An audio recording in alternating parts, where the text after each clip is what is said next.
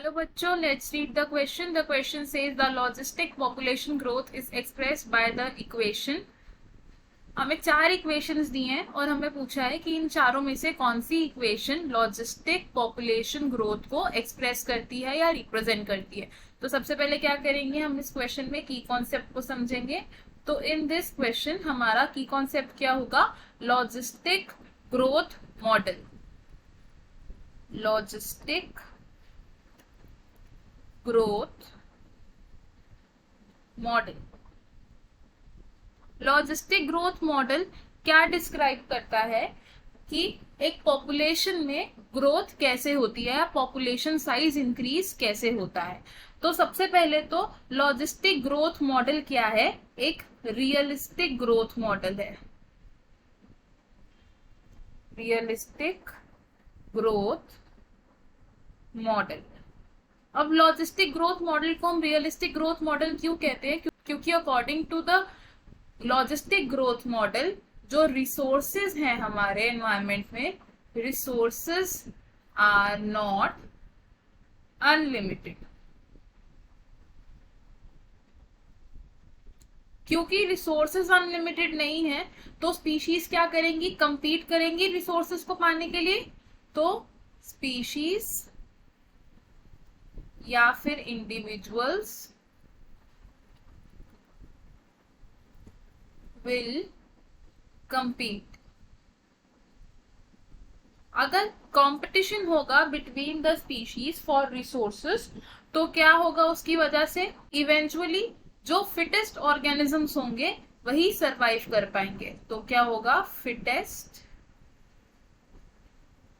Individuals will survive. अब logistic growth curve की अगर हम बात करें तो ये ग्रोथ कर्व कैसे बनता है, वाई एक्सिस पर हम लेते हैं पॉपुलेशन डेंसिटी और एक्स एक्सिस पर हम लेते हैं टाइम। एक्स एक्सिस पर आ रहा है टाइम यानी कि टी और वाई एक्सिस पर है पॉपुलेशन डेंसिटी। तो according to logistic growth model, तो लॉजिस्टिक ग्रोथ कर्व में कैसी कर्व बनती है हमारी, लाइक दिस, कि एक लैग फेज आएगा पॉपुलेशन में, पॉपुलेशन एक्सपोनेंशियली ग्रो नहीं करेगी। और इस तरीके के कर्व को हम क्या कहते हैं, ये है एक सिग्मोइड कर्व। और एक लॉजिस्टिक ग्रोथ कर्व के लिए हमारी इक्वेशन कौन सी होती है, हमारी इक्वेशन है dn upon dt will be equal to r n k minus n upon k।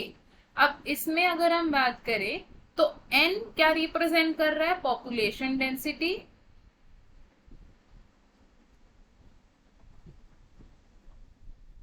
Eight time t। Next is r यानी कि intrinsic rate of natural increase, intrinsic rate of natural increase, और K यानी कि carrying capacity.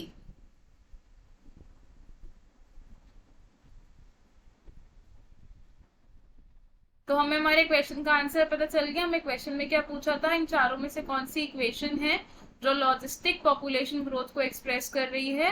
तो हमारा answer क्या होगा इसमें, ऑप्शन 2। तो हम इसे लिख लेंगे,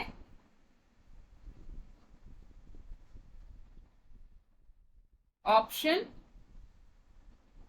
2 इज करेक्ट। अब देखेंगे कि बाकी ऑप्शंस क्यों इनकरेक्ट है। ऑप्शन 1 इसमें सही इक्वेशन को एक्सप्रेस नहीं किया गया है तो इसलिए ये ऑप्शन हमारा रॉन्ग हो जाएगा। Option 3 is not the correct equation for logistic growth, तो इसलिए ये ऑप्शन भी हमारा रॉन्ग हो जाएगा। ऑप्शन 4 में भी करेक्ट इक्वेशन नहीं दी है लॉजिस्टिक ग्रोथ की, जिसकी वजह से हमारा ये आंसर भी रॉन्ग हो जाएगा। तो हमारा करेक्ट और फाइनल आंसर क्या है, option 2। I hope you understood it well. All the best, thank you.